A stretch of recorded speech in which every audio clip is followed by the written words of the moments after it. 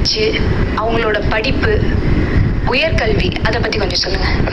அதாவது ஜாதகத்தில் ஒரு ஜாதகத்தில் லக்னத்திற்கு 2ஆம் இடம் கல்வி +2 வரைக்கும் சொல்லலாம். 4ஆம் இடம் என்பது உயர்கல்வி டிகிரி வரைக்கும் சொல்லலாம். 9ஆம் இடம் என்பது சிறப்பு கல்வி, டபுள் டிகிரியோ இல்லை ரிசர்ச் பண்ணுறாங்களோ பிஹெச்டி பண்ணுறாங்களோ வெளிநாடு போய் மேற்கொண்டு உயர்கல்வி படிக்கிறாங்களோ இதுக்கெல்லாம் இந்த ஜாதகங்களை வச்சு கண்டுபிடிக்கலாம்.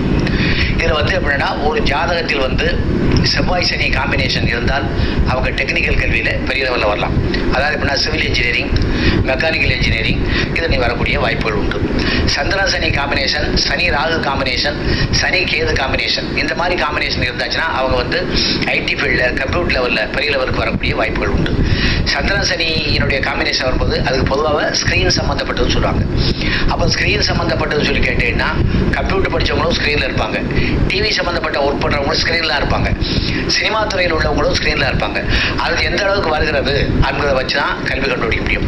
ராகு வலுவாக இருந்துச்சுன்னா பொதுவாக ஒரு சினிமாவில் இருக்காங்கன்னுட்டா புதன் வலுவாக இருந்தால் இசைத்துறையில் வரலாம், கேது வலுவாக இருந்தால் இசைத்துறையில் வரலாம்.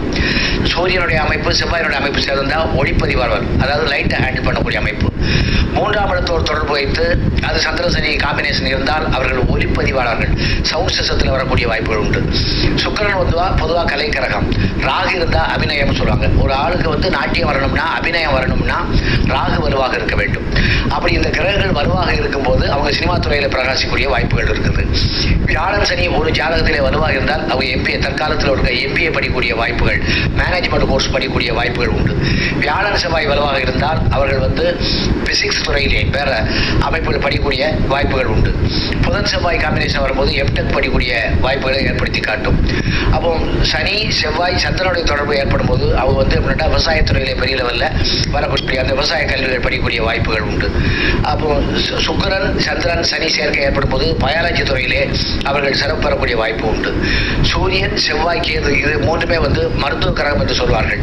இந்த கிரகங்கள் வலுவாக இருந்தால் மருத்துவத்துறையிலே சிறப்பு பெறக்கூடிய வாய்ப்புகள் உண்டு.